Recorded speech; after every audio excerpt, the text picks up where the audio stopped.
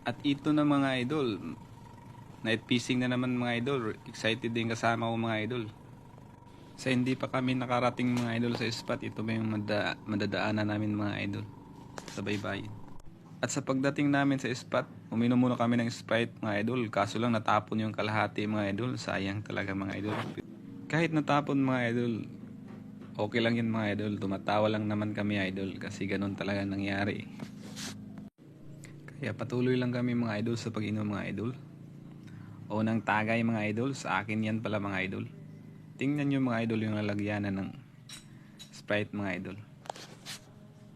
Sa pagtapos ko pala pag-inom mga idol, itinira pala yung hulit kalahati mga idol. Mamaya na lang sa pagkain namin mga idol. Wala pa kaming huli guys. At dito na mga idol, sa unang sisid ko dyan mga idol. Ito na yung nakita ko mga idol. Isang napakalaking ko mga idol. Napakaganda nito mga idol. Kapag naluto na mga idol. Kaso lang mga idol, ang hirap itong ilagay sa lagyanan mga idol kasi napakalakas. Napakalakas to talaga mga idol. Hirap talaga ilagay.